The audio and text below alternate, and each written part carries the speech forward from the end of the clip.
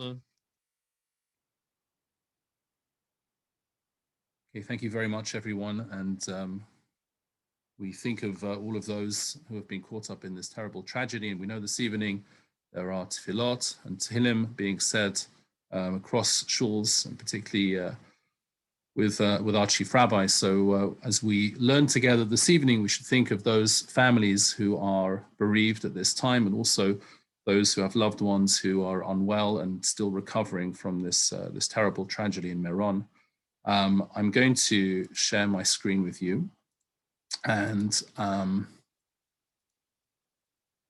it should work.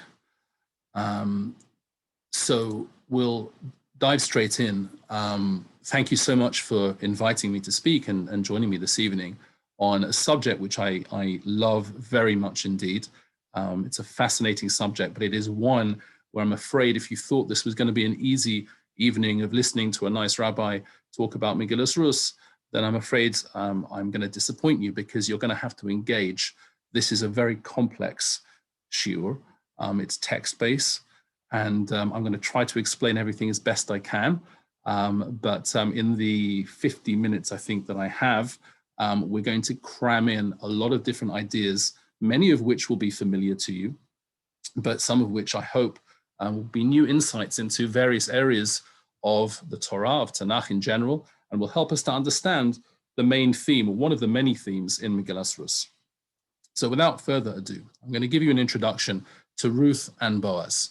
Now, in this shiur, what I really want to do is to bring together a number of different strands within this story and try to weave them together into some sort of tapestry to understand what this theme in Megillas Rus is about, in particular relating to the idea of geula, of redemption. So let's start with this part of Megillas Rus. Now, Megillas Rus is a very short sefer. It's only 85 pasukim long. And within the story, we have this very strange encounter between Ruth and Boaz. Okay, of course, they meet earlier than this. They meet on the field where Ruth is harvesting the crops, and Boaz meets her there. But as Boaz goes out one evening, he comes back, he falls asleep on the threshing floor, and in the middle of the night, he's startled, and he turns about, and behold, this woman is lying at his feet. Ruth is there, and he said, "Who are you?" And she answered, "I'm your handmaid, Ruth. Spread your robe over your handmaid, for you are a redeemer." And he says, "Blessed of Hashem, my daughter, you've made your latest act of kindness greater than your first, because you've not gone after younger men, right? Be they poor or rich. And now, my daughter, don't fear. Whatever you say, I will do for you, for all the men in the gates of my people know that you're a worthy woman.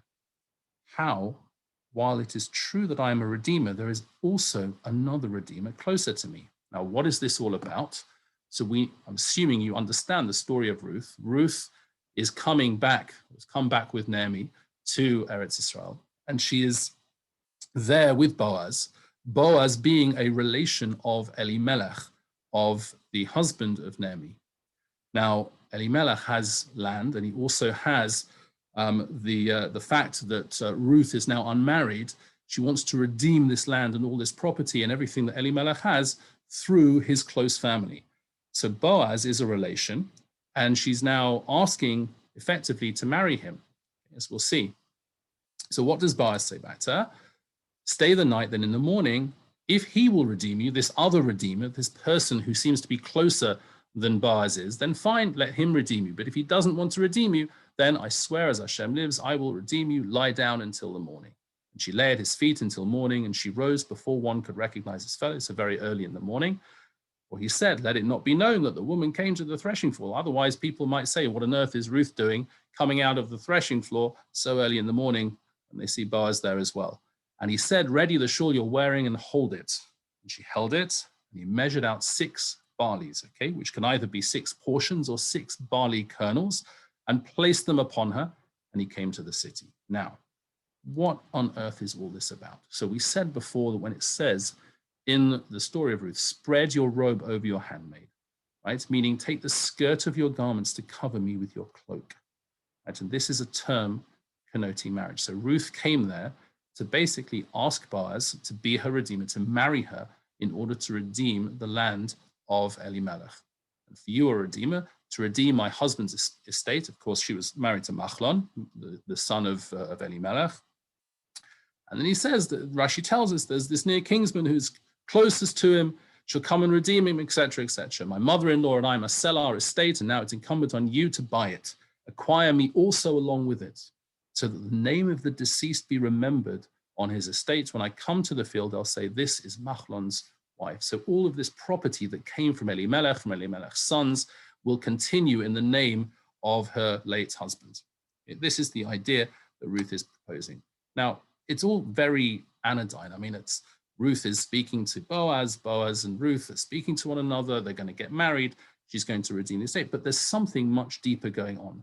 In particular, why did we just read that Boaz gave her 6 barleys, for example? What is this 6 portions of barley that he gave her? What, she's hungry, she's going to take it home with her. Some of them, of course, she explained that this is, to make sure that people will see her coming out of the threshing floor holding something like barley, because then they'll think to themselves, okay, so she's gone in to take some barley from the threshing floor. If she comes out alone without anything, they're going to think something untoward.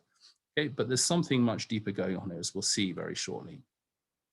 And then, of course, later on, we know that the other redeemer, we know as Ploni Almoni, which literally means so-and-so, we don't really know his name, doesn't want to redeem Ruth. He doesn't want to marry her. So Boaz marries her, and we know the rest of the story.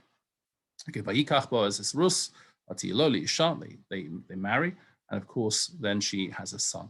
And everyone is very happy. And then the very end of the Megillah, we read the sort of descendants of Ruth and Boaz. They named him Oved, okay, who was the father of Yishai, the father of David.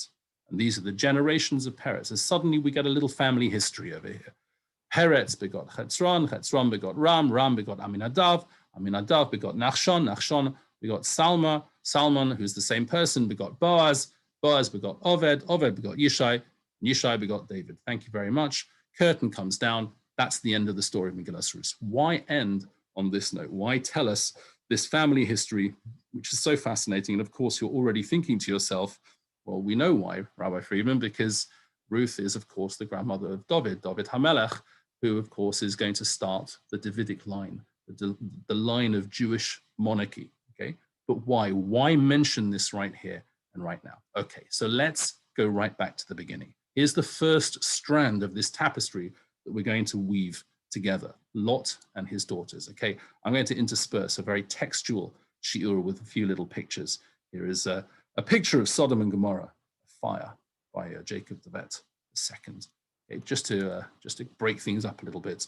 So we know the story very well. Lot went up from Zoar, settled in the hill country with his 2 daughters, and of course, Lot and his 2 daughters think that the world has been destroyed. Okay, so the 2 daughters look at Lot and they think, well, this is the last man alive. We need to produce more people, brought children with him.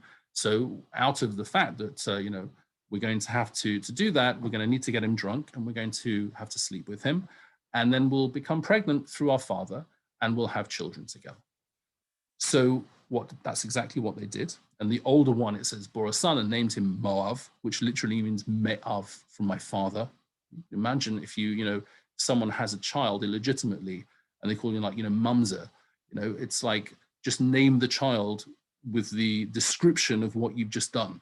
Okay, so literally Moav means from my father, and Ammon as well, from my people, right? Ben Ami, right? So the Moabites and the Ammonites come from these 2 women who, by the way, Chazal explained, were very righteous in their actions. They were incredibly righteous because they thought that they were the last people alive and they wanted to continue the human race.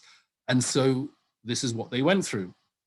And the Moabites and the Ammonites derive from this union between Lot and his 2 daughters. Okay, hold that thought. Second strand, Yehuda and Tamar. Now again, you're familiar with the story of Yehuda and Tamar. Here is Yehuda and Tamar. Okay, what happens in the story? And we're going to go through a little bit of the story just to refresh ourselves, but I'll go through quite quickly. First of all, here's a little family tree. So we're very familiar. Abraham and Sarah, Isaac and Rebekah, Yaakov and Esav. Yaakov marries Leah. They have lots of children. One of them is called Yehuda.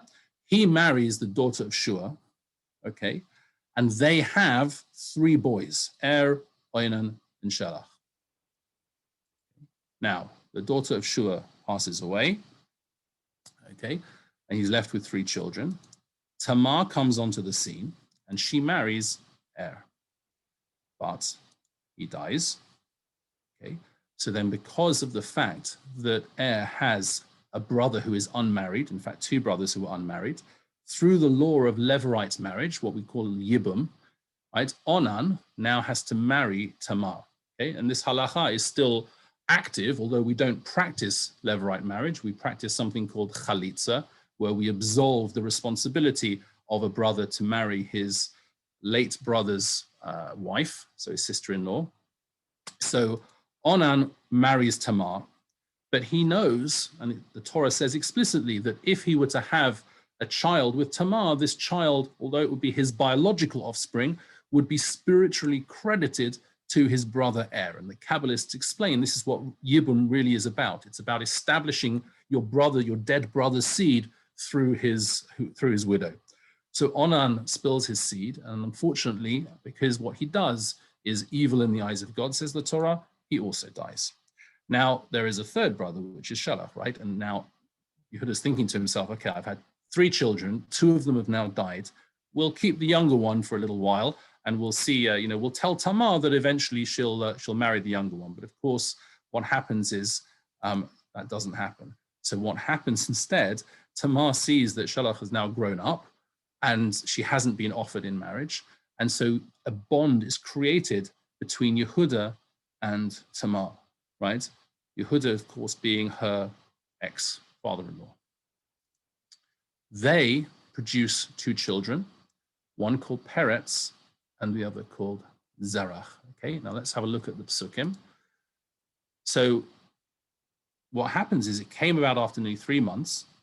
It was told to Yehuda, your daughter-in-law Tamar has played the harlot, right? What happens? They see that she's pregnant, and Yehuda didn't know that when he had relations with her, that it was actually his daughter-in-law that he was having relations with. He was overcome with temptation, and he slept with someone he thought was a harlot, but it was actually Tamar in disguise, which is why if we go back all the way up here, to this, you can see the picture from the School of Rembrandt. Tamar is covered over with this veil, and she's wearing the clothes of a harlot. And here is Yehuda consorting with her.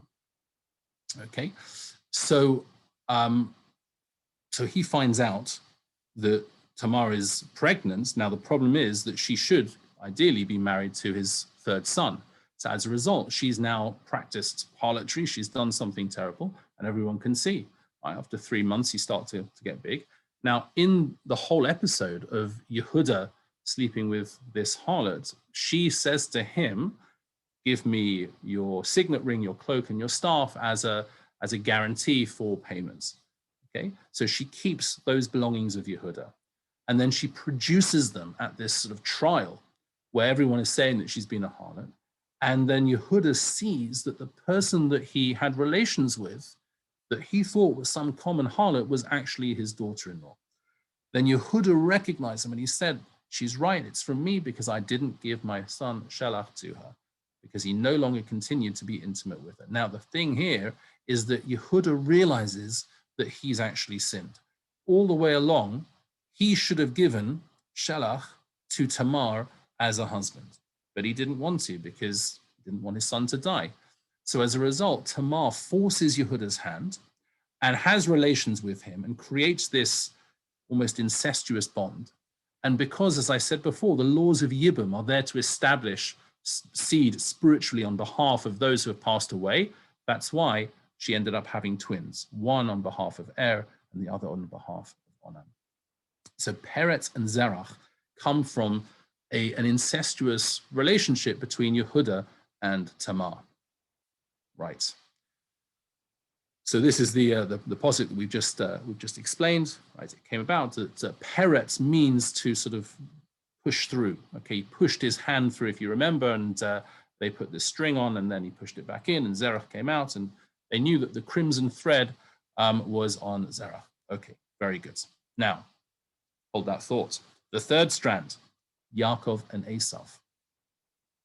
I promise I'll tie them all together at the end. Okay? is Yaakov and Esau. Now, this we're going to have to focus very hard on, because we're used to this story. We read it every year, and yet we don't really see the significance of these two brothers. Vayigdelu hana'arim vayi Esav ish yodei tzayid ish sadeh, v'Yaakov ish tam yoshev olim. They're two completely different children. Esav was an ish yodei tzayid ish sadeh. He was a man who knew how to hunt, a man of the field.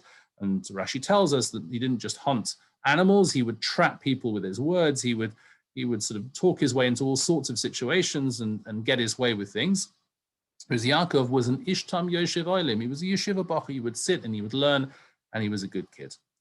So what happens is that there's a lot of backstory to this, but Isaac, whose eyes have been dimmed, okay, Rashi teaches us by the smoke produced by the women who consort with Esav and all of the offerings that they bring to idols.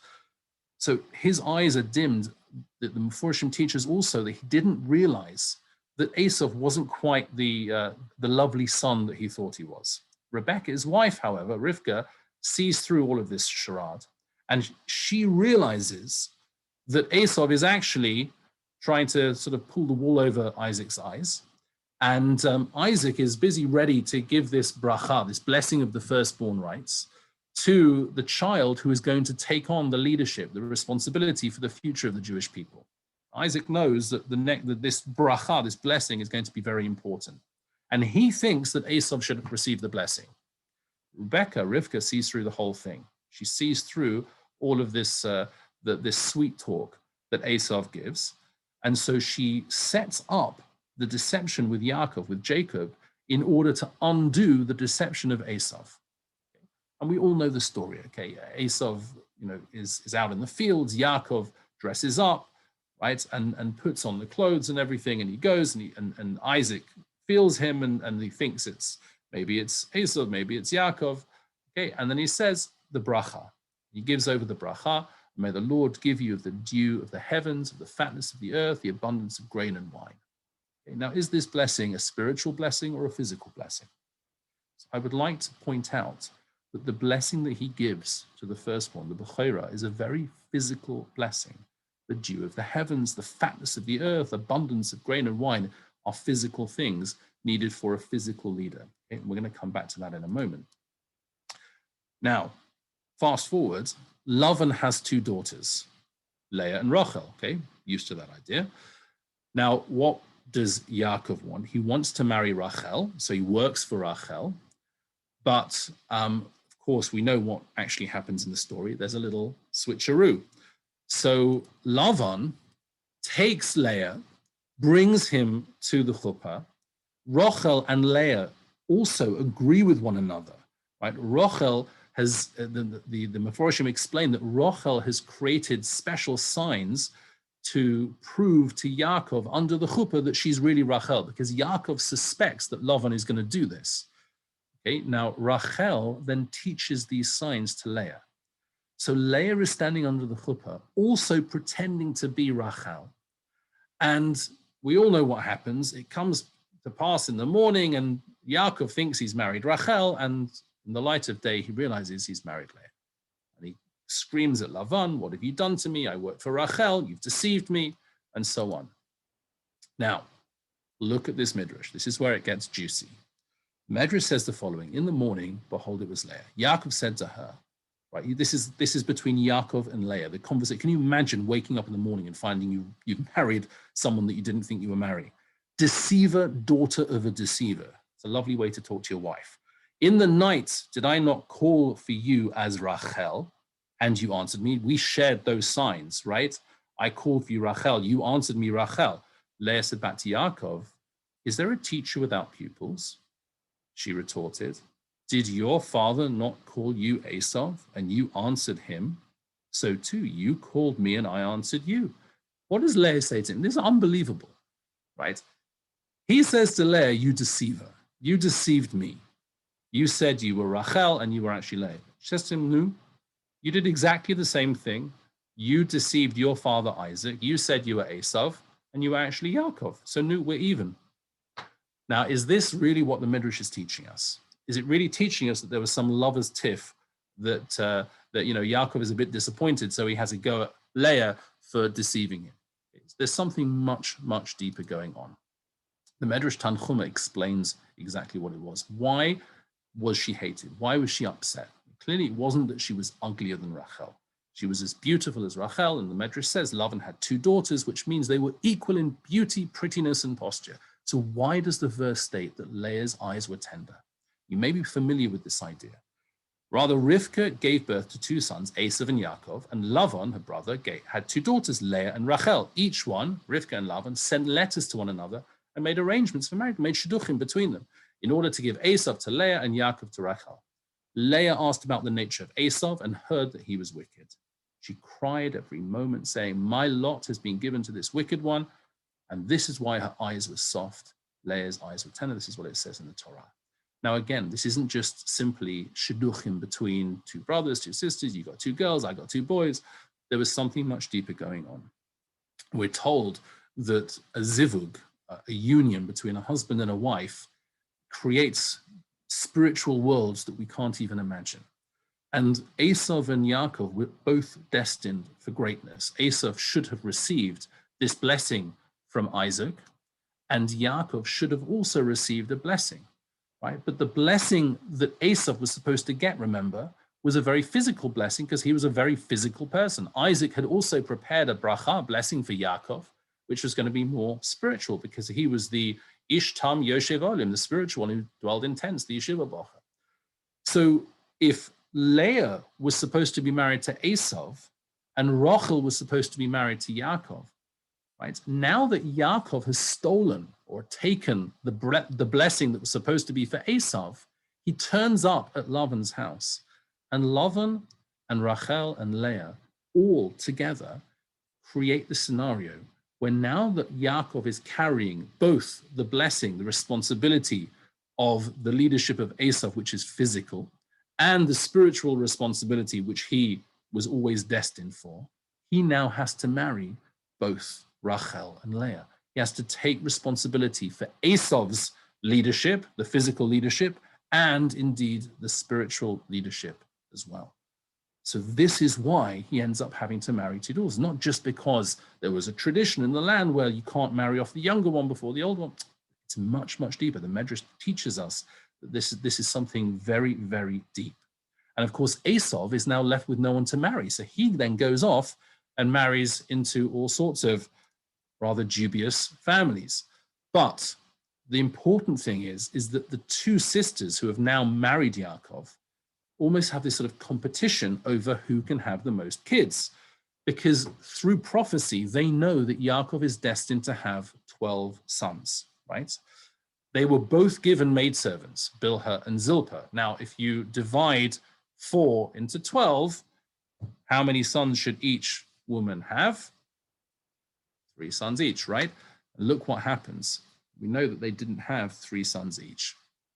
Leah starts popping out kids, right? And after the first 3, all named through very interesting reasons, which we could talk about another time, when she has her 4th son, she expresses gratitude to Hashem. Why particularly on her 4th son? Because of course she knew that all 4 of them were going to have 3 each. That would have been fair. Now she'd had a 4th. She realized that something was up, something different was going to happen.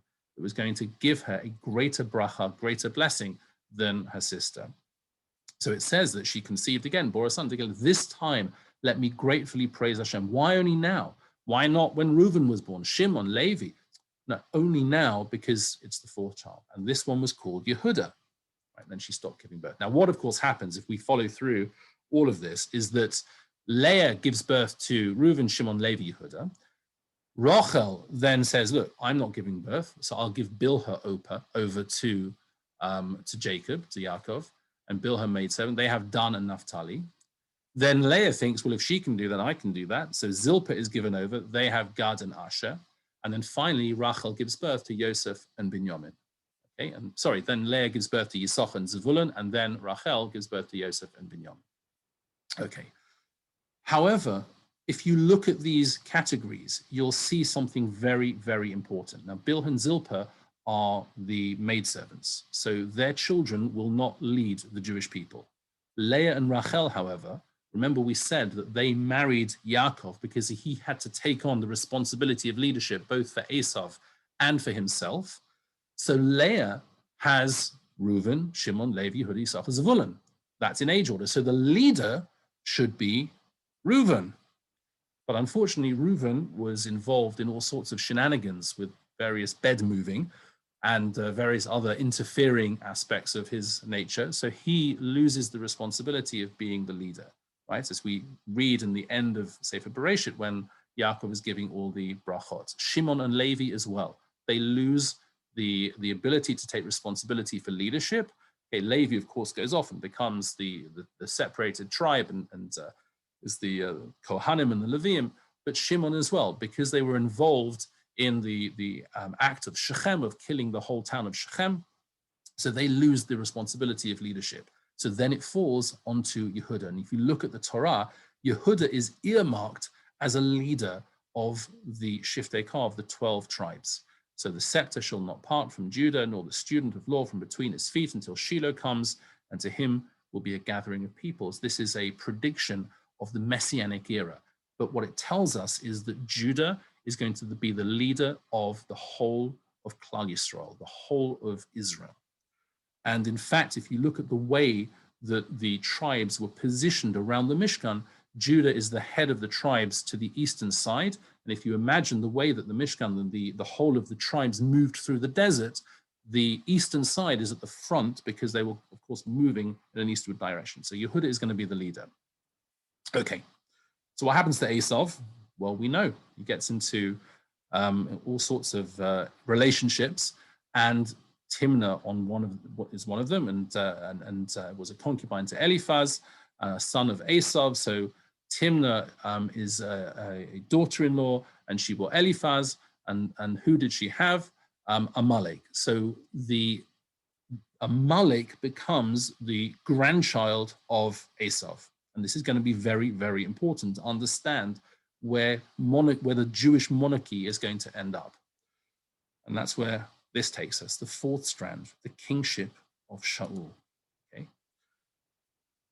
So there was a man from Benjamin, his name was Kish, the son of Aviel, the son of Tzror, the son of Bechorat, the son of Afichach, and son of a Benjamite man, who was a mighty man of power. So we know his lineage. And what was his name? His name was Saul, right? And he was he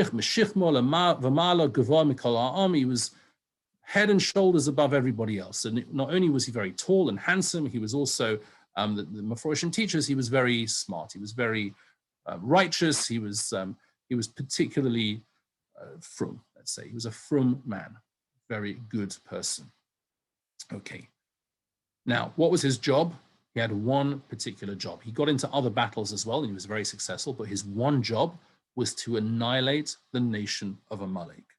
And this is what God had told him to do. Now, in the Haftarah of Parshas Zachor, we read this story of what actually happened. Of course, what happens? Shaul kills pretty much everybody from Amalek, but he allows Agag to stay alive. Okay, and he keeps some of the sheep and the cattle, and he's going to offer them up to Hashem. And of course, as a result of this, the prophet Samuel says to him, "What have you done? You were told to kill everybody." And he didn't. And from this, his kingship was torn from him. What, of course, happened? Agag, the king, was able to impregnate a maidservant. And from that union, we have, of course, the Amalekites allowing to continue through time. Now, fast forward, post-destruction of the temple, and you're very familiar. Ish Yehudi b'Shoshana b'Yira Shmoi Mordechai ben Yoel ben Shimi ben Kish ish Yemini. Mordechai is who? A descendant of King Saul. Because if you remember, Kish was the father of Saul, right? There was a man from Benjamin, his name was Kish, and this was his son, Saul. So he was also a Benjaminite.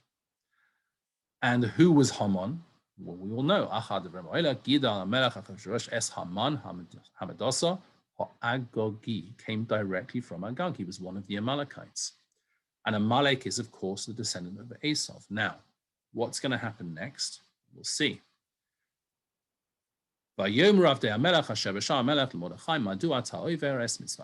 So we're very familiar. Mordechai is standing up. No, he's not going to bow down to Haman.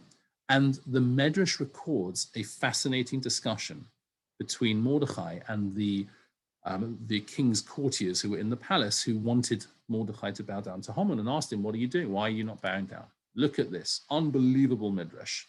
What did Mordechai say to the one who was asking, "Why do you disobey the king's commands?" Rabbi Levi said, Mordechai said to him, "Moses, our teacher, warned us in the Torah, cursed be the man who makes any graven or molten image an abomination to the Lord."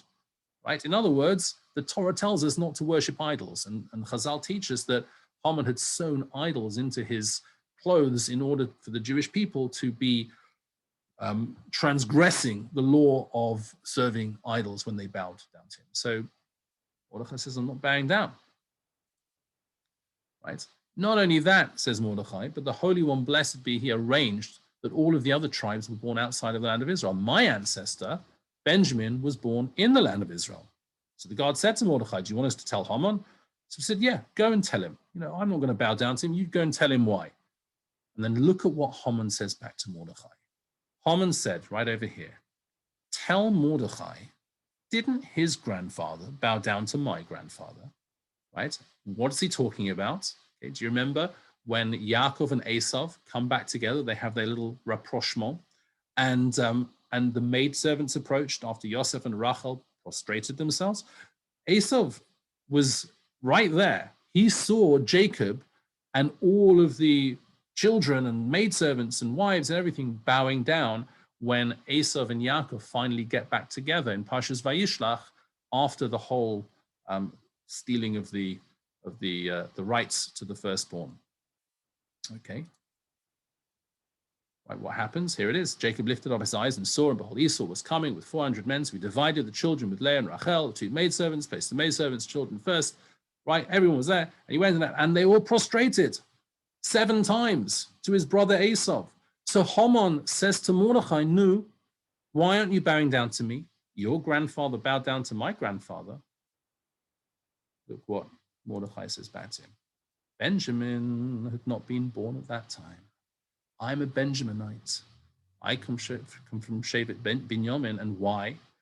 Right? Why now do we understand why Shaul HaMelech had to be the one who was going to be responsible for annihilating Amalek? Because he came from the tribe of Benjamin. Benjamin, of course, is from the children of Rachel. So they went and told Haman this, and they told him that Mordechai was a Jew. Okay. Now, again, hold that strand in mind. So we've got now Lot and the daughters, Yehuda and Tamar, Yaakov and Esav, Shaul HaMelech, and now this 5th strand of rather dubious yichus. Why is it that if we looked through that family tree of Ruth and Boaz, we would see some very dubious yichus, right? Now, who was this other kinsman? Okay, so we'll get to him. Actually, we'll skip over that. Let's just look at the family tree. Okay, let's just have a look at this rather dubious yichus. Can everyone see this? You have up the top Lot's wife and Lot. They have 2 daughters, have Moab and Ammon. You have Isaac and Rebekah. Okay, we're familiar with that. Jacob and Esau, Leah, Judah, there he is. That's the dubious yichus of Peretz and Zerach. And then if you look at where we get to in terms of Boaz and Ruth, Moab, of course, Tzipor, Balak. Remember King Balak? There's some Eglon who features in the book of Judges, who was a king, and Ruth, his daughter. Peretz, right, gives birth to Chetzron, Ram, Aminadav, Nachshon, okay, the famous Nachshon ben Aminadav, who went into the Sea of Reeds, who gives birth to Salma, who's the same person, and Boaz. Now, interestingly, Ploni Almoni and Elimelech are brothers of Salmon. In other words, Ploni Almoni and Elimelech, according to this Rashi over here, right, are in fact the uncles of Boaz. So Boaz was a nephew. Okay. But why should it be that both lines, Ruth and Boaz, come from very dubious yichus, right? Could you imagine sitting down with a shadchan, right, or a shadchanet, and saying, so, what's your family history like? Well, actually, no, there's no mental health issues. Yeah, we put a nice white tablecloth on the table for Shabbos, and but actually, if you go back a little bit, we're all from Moabites and Ammonites, and our family comes from Balak and Yehuda and Tamar. Who would marry off their children to such a family? So, and yet we look at this and we think, well, Ruth and Boaz, Oved, Yishai, David HaMelech, Melech Yisrael. What on earth is going on? Why should the yichus of the Davidic line be so dubious? Okay. So first of all, how could Ruth convert and marry a Jewish man in the first place? Let's clear up the halacha a minute. The Torah says that an Ammonite and a Moabite cannot convert, and even if they convert, they can't marry a Jewish person, okay? Because of what happened. And what happened? They didn't greet you with bread and water on the way when you left Egypt, and because the people of Moab hired Bilam, the son of Beor from Sor, and et cetera, and tried to curse you, okay? Not very nice people. We don't accept them. But the Gemara points out that the Torah is speaking about male Ammonites and male Moabites, but their female counterparts can convert and are permitted immediately. But there's a dispute that's recorded in the Gemara, and this is where the connection, right, we're going to start to tie some of these threads together now. There's going to be a connection between Shaul HaMelech and David HaMelech. Now, again, I'm assuming that you're familiar with the stories in Tanakh. So Shaul was the first king, right? Remember, he's from the tribe of Binyamin. We said that he was there to destroy Amalek, and he wasn't able to fulfill that particular command of God. And what happens after that is that he loses his Ruach HaKodesh. He loses his ability to kind of connect with God, and that's why he becomes very sad, very depressed. And so he employs David, this shepherd boy, to play his harp and to compose Tehillim to try and soothe his soul. And when it comes to the showdown with the Philistines, there's, of course, this character called Goliath. No one wants to fight with him. David hears him sort of screaming out against Hashem, and David says, no, who's going to fight this guy? No one else is going to do it. I'm going to do it. So Shaul says, look, kid, if you're going to do this, you're going to need some armor. So Shaul takes off his armor and gives it to David, right? Thinking this kid is crazy. He's come armed with a slingshot and and he's wearing his regular farming clothes. So Shaul gives him the armor. And what we learn is that the armor, right? Remember, we said that Shaul was very tall. He was Shishmo Lamala Gvor Mikolam. He was head and shoulders above everybody else. David is just some kid. The armor somehow miraculously shrinks to fit David. And Saul, Shaul, King Saul, gets very worried because he now starts to think, because of this, that the kingship has been taken from him and placed onto someone else. And of course, he's right. Been placed onto the very person who was supposed to soothe him with his lyre playing and Tehillim. It's now on David, who's now going to become the future king of Israel. So the Gemara records a dispute between Avner, who's the cousin of Saul, and Doeg Hadoimi, who's the advisor to Saul, right? Can Moabite women be included in the prohibition to convert and marry Jewish men? Otherwise, if they are included in the prohibition, that David kid isn't even Jewish, let alone someone who could be king. So let's have a look what the Gemara says. Avner explained the reason for the prohibition recorded in the verse.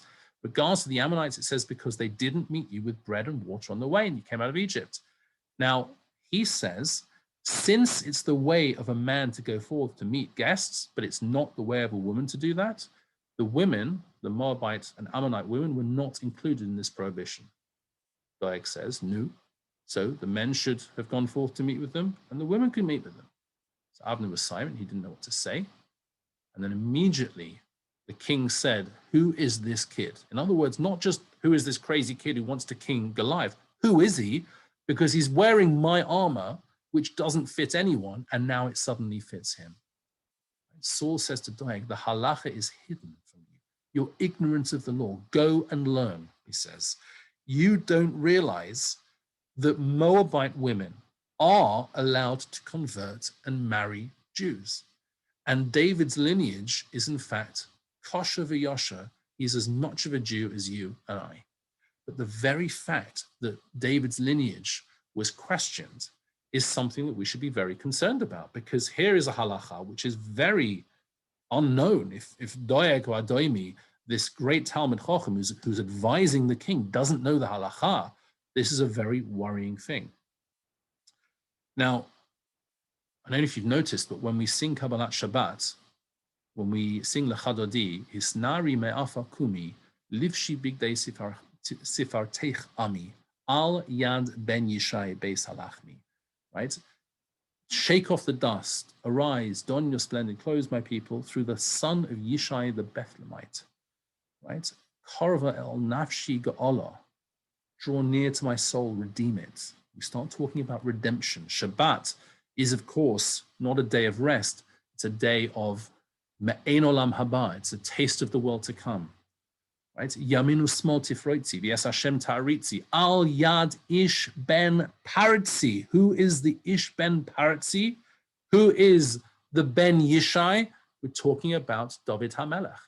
So why are we talking about him in these roundabout terms? Ben Yishai, ben paritzi. Why are we revealing in Kabbalat Shabbat the lineage of David? So look at this. Unbelievable Gemara. Why was it that the kingship of the house of Saul did not continue? He says it is because there was no flaw in his ancestry. What? In other words, Shaul HaMelech had perfect yichus, and that was why he couldn't be a king of the Jewish people. What? In other words, the king of the Jewish people needs to have dubious yichus. It says one appoints a leader of a community only if it has a box full of creepy crawlies hanging behind him. A kupa shel shirotzim, says the Gemara. Because if he exhibits a haughty attitude towards the community, one can say to him, turn and look behind you and be reminded of your humble roots. What mistake did Shaul HaMelech make? He thought when God told him, kill the Amalekites, kill all of them, he listened to the people who wanted to have Rachmanis on Agag, just to keep him as the king, to show that, what had happened, and all the animals they were going to offer to Hashem. They had good intentions, but it was arrogant because he didn't listen to Hashem.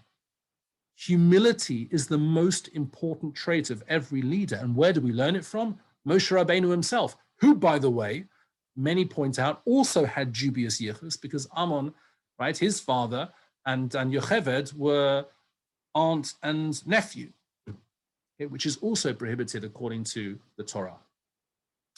So kupa shel shiratzim doifi mishpacha, questionable family lineage. Okay.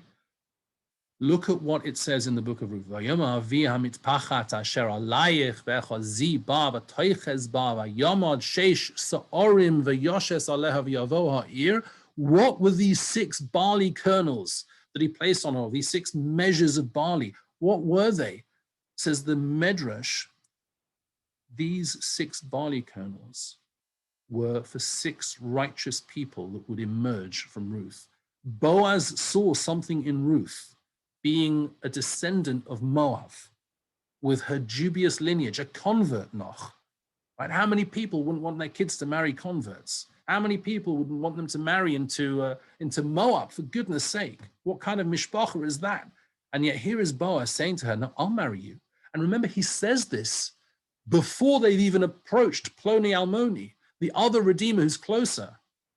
Right? He says to her, if he doesn't do it, I'll do it. I'll do it because I see something in you that you are going to be the ancestor of great righteous people. Now look at the Shemesh Shmuel. Why? Why does someone have to have dubious lineage? Okay, I promise you, I'm going to tie all these ends together. Ruth attained the privilege of 6 righteous people arising from her, and each and every one of them possessed 6 outstanding qualities. Okay, he lists them. You'll look at that list and you'll find there's 8 people there.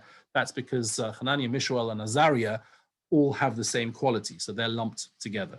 But David HaMelech, Melech HaMashiach, why? So look at what he quotes from the Kotzker Rebbe just over here. It says the concept of kingship is not something that's naturally found amongst the Jewish people. And so it is necessary to acquire this characteristic from Ammon and Moab. The explanation is straightforward. The entire Jewish people is akin to one organism. It is not appropriate for them to appoint one individual to rule over his fellow. Similarly, one limb of the body does not dominate another. Right? In other words, we're all one people, we're one organism. So how can you appoint one person to be in charge of all of us? We're all equal, according to that concept. Therefore, Israel needed to take the concept of sovereignty from Ammon and Moab because the primary negative character of Moab is pride. Okay, and we quote a posuk from Yirmiyahu. We've heard the pride of Moab, very proud. They're very proud people. So what is pride? What's gaiva? It means elevating yourself above other people. You need that ingredient to be injected into Klal Yisrael from another source because we're so complete. We're so much Yaakov, the Ish Tam, Yoshev Olim, the complete individual. A Tam doesn't mean simple, it means complete. Torah Hashem Tamima, right? It's a complete Torah. So we're complete as a people, one unified people. We need an ingredient from elsewhere, from Moab and Ammon, in order to be injected into us to create the possibility of kingship. That's why Shaul HaMelech, who comes from Binyamin, was there only for one specific reason, to destroy Amalek, because only he could do that, because anyone else from any other tribe wouldn't have been able to, because they all bowed down to Esav in Parshas Vayishlach when Jacob came back with all his children. Only now you've got a Benjaminite as king could you finally do away with Amalek. And when he fails, it's up to his descendants, Mordechai and Esther, also from the same family line, who have to fulfill that responsibility. And if you remember, I didn't put it in the sources, but if you remember what Mordechai says to Esther, right? That if she doesn't act, you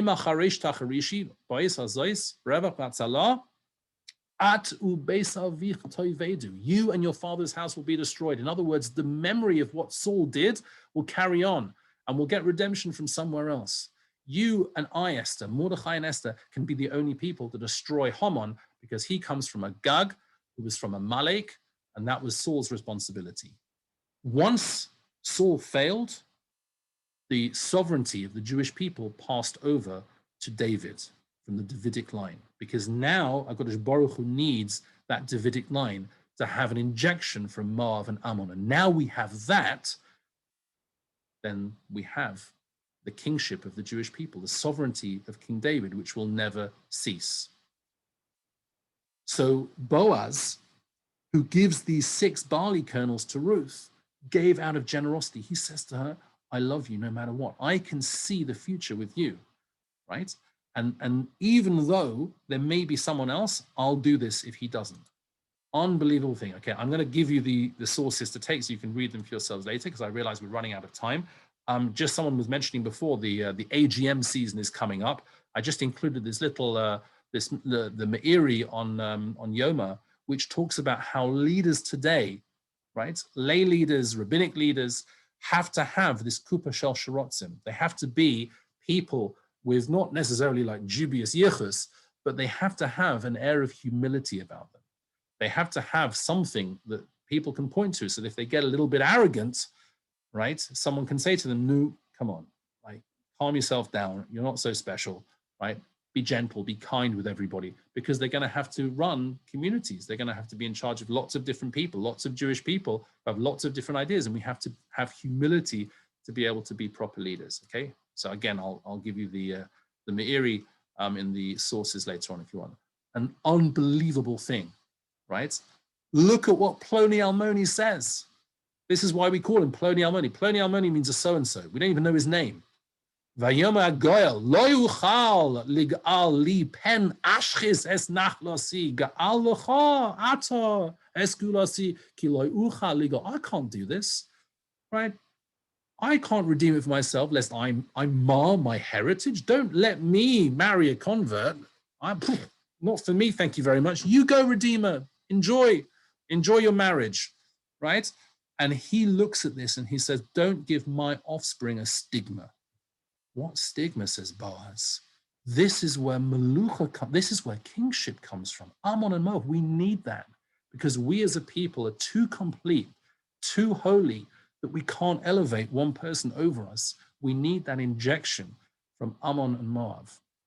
And he himself, coming from Peretz, who was from a union of Yehuda and Tamar, would have known that. And so should Ploni Almoni, but he didn't. So the final strand is Yosef and Yehuda, okay? And I promise you I'll finish very soon. Now, Yosef and Yehuda, remember I said that Leah and Rachel have children. Yehuda, being the fourth, is elevated to being the leader of the children of Leah. And Yosef is, of course, the eldest of the children of Rachel. So what is going on when Yosef is having all of his crazy dreams and Rachel and I'm sorry, the brothers are like, you know, who are you? Are you going to rule over us? You're going to govern us? Why were they saying this? Because they thought in their heads, Judah is going to be the king of all of Israel. Judah is the one who comes from that line, right? And we know, we see through prophecy that the descendant of David will come from him and kingship, sovereignty will come through his line. Yosef, what are you talking about? You're okay, you might be the eldest child of Rachel. It's nothing to do with us, okay? And they actually, when they wanted to kill him, it wasn't just out of jealousy, okay? The story of Joseph and the brothers isn't some episode of you know, Jerry Springer, right? This isn't just family dynamics gone wrong, okay? There's something very deep going on. And in fact, Rashi hints to this when it says at the bottom over here, they traveled from far away and he went to Dotan. The place Dotan is the name of the place. Look at what Rashi says. Nelcha doisana, nichle dosois. They're going to judge Joseph as being mored b'malchus. Okay, that it's treachery against the kingship of Judah. And if you are treacherous against the king, you are chayev misa, you are guilty to the point of being of a capital crime. So the Shla Kodesh points this out.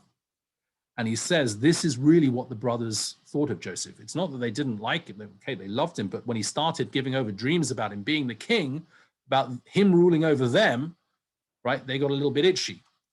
So look what happens. Judah, right, after all that whole story, is the one that says to them, look, we shouldn't really kill him. Let's sell him into slavery. Okay, we'll, you know, deal with him another time. And they sell him into slavery, and we know the whole story. He goes into Egypt, and then he ends up becoming what? Second in command. He suddenly gains a position of melucha, of kingship. And what happens to the brothers? They come groveling to him on the floor, fulfilling Joseph's dreams, begging him for grain, and then he plays this whole game with them. It's no game. He's teaching them a lesson. And why does he specifically want Benjamin? Because it's Binyamin who's going to be the ancestor of King Shaul. And he wants to take Binyamin captive to see what Judah is going to do. You sold me into slavery. So Joseph is saying to the brothers, I'm now going to take a slave. And let's see what you do. And what did Judah do? Vayigashe lav Yehuda, this meeting of Judah and Joseph, you don't have any idea how important this is. Judah approaches him and says, take me instead. I'll sell myself into slavery for Binyamin. Judah is willing to give up his melucha, his kingship, to save his brother Binyamin. And only now does Joseph know that they're really sorry. Why? Because he's been playing games with them the whole time? No, because Judah now finally steps up to the plate. And now he's learned his lesson. And then when he reveals himself, it's not just that they recognize him, they suddenly start to weave their own little tapestry. All the threads get tied together and they suddenly see where all this has come from. Oh my gosh, Judah says, Joseph was right. we do need a king, a melech from Yosef. We do need sovereignty from that line. And what does that mean for the future? Okay, here's a little picture, by the way, just to distract us for a moment, from the what looks like the 16th century. Of course, he's wearing armor. I'm not sure that the Egyptians wore armor, but let's finish this off. The heavens agreed to the sovereignty of Joseph, king of Egypt, but only until when Israel left Egypt. In other words, the sovereignty of Joseph was necessary only while they were in Egypt. Why? This is what the Shlach HaKodesh says. Were it not for the establishment of the sovereignty of Joseph in Egypt, it would not have ever been possible to establish the sovereignty of Judah. The sovereignty of Joseph was only established to form Israel as a nation through the Galus Mitzrayim, through the exile in Egypt, through being slaves, through Moses, through all of that pain and the 10 plagues, and finally coming out and standing at Mount Sinai to establish the sovereignty of Judah. That was necessary. And here we have a line connecting what happened to Joseph and Judah with the brothers and what will be in the future for all of Israel. Just as the kingdom of Joseph at that time was a preparation for the kingdom of the house of David from the seed of Judah, so too, look what will happen. Right? We're familiar with the idea that we will have two Mashiachim. There'll be a Mashiach ben Yosef and a Mashiach ben David. Mashiach ben Yosef will not come for his own sake. He'll only come for preparing the way for Mashiach ben David. And then the two dreams of Yosef will be fulfilled, namely the advancement of his kingship in Egypt and then the future advancement of the kingship of Mashiach ben David. The Shlach Kodesh points out these two dreams are not simply two dreams. Like, why did he have two dreams? Why not one? So one is talking about the sheaves in Egypt, right? And the other, the stars and the heavens, the future, is going to be, in fact, the final redemption when Mashiach ben David comes. Okay? Now, all of this would not be possible, but it were for one person, and that was Rus. And when it says in Mishlei, Rabbi Sponos Asuchayil v'atalis kulano, Sheker achen v'hevala yofi yisha yiras Hashem hi tishalal, tnulami priyadeha v'haleluha, v'sha'arim ma'aseh. What does it say in the Medrash? Many women have acted valiantly, but you surpass them all. This is Ruth, the Moabite, who entered under the wings of God. She converted genuinely. She could have gone back to Moab, as did her sister, Orpah, right? She could have just gone back and had a nice life there. But she wanted to be Jewish. Out of the depth of her heart, she wanted a connection to her mother-in-law and to her family, and she wanted Yiddishkeit. Grace is false and beauty is vain, right? Also Ruth, who left her mother and father and wealth, all that wealth in Moab, her king Eglon, for goodness sake, and went with her mother-in-law to be paupers, to go and reap barley in the fields. And therefore the poem concludes, extol her for the fruit of her hand and let her works be praise her in the gates. What's the fruit of her hand? That will be the children that she produces and the final redemption. So to tie all of this together, we have the dubious yichus of Lot and his daughters, Moab and Ammon. We have Yehuda and Tamar, also dubious yichus, right? Producing Peretz. You have Yaakov and Esav, the fight between these two brothers that produces the Shiftei Kar, the 12 tribes who come from both Rachel and Leah. Remember, Leah was supposed to be married to Esav, but now that she's married to Yaakov, there are two lines that come from Yaakov, led by Yehuda and Yosef. Shaul HaMelech, who's the first king, comes from Binyamin, because Binyamin had nothing to do with them bowing down to Esav, who was the brother of Yaakov, who was left aside and not able to marry anybody and ended up marrying into all sorts of difficult families, the Canaanites and everything. So Shaul HaMelech, being a Benjaminite, is able to upturn the evil nation of Amalek. Okay, except he doesn't. And so that's why we have the story of Purim, which then comes through Esther and Mordechai, who were descendants of Shaul. This dubious yichus is necessary to create sovereignty in the Jewish people, which is why the kingship of Shaul HaMelech cannot last. Yehuda, right, as the leader of the Jewish people, right, is able to establish kingship only through David HaMelech, who is a descendant of Ruth and Boaz. And then the final redemption comes when Joseph and Judah meet together. When it says that Judah approached Joseph, right? That approaching, that rapprochement, that coming together of those two is a picture of the future redemption. And what these all represent, we've only scratched the surface here. But Joseph, who was righteous Betsina in private when he was able to overcome the temptations with Potiphar's wife within Galut, shows us how we should behave in one way. And Yehuda, who was able to reveal himself and admit responsibility for the act with Tamar, is another way to behave ourselves in public. So through private acts and public acts, through acts of chesed, such as Ruth and Boaz, that is what will bring the Geula Shalema. And we shouldn't ever think to ourselves that we're so special because we come from such and such a yichus, or we have such and such a family. All of us are descendants of dubious yichus, and that's necessary to create the people that we are, because we are Klal Yisrael ultimately. Doesn't matter who we are, Ashkenazim, Sephardim, Chilonim, Haredim, Dati Leumi. You look at what's happened in Israel recently, and look at how the people have come together. You see those images of the Kotel from last night, of Jews of every kippah, every stripe, every type coming together and singing in pain and tragedy. We hope in the future, that the future of Klal Yisrael will be one where we can all practice that chesed of Ruth and Boaz. And then Bila hamoves netzach hamacha Hashem dima'ah me'al kol panim, that Hashem will rip up death, he'll swallow up death and clear the tears away from all faces, because that will be the rapprochement between Yosef and Yehuda, the coming of both Mashiach ben Yosef and Mashiach ben David, B'mheira v'yameinu spili in our days. Amen. Amen. Shkoach. Thank you so much. Does anyone have any questions?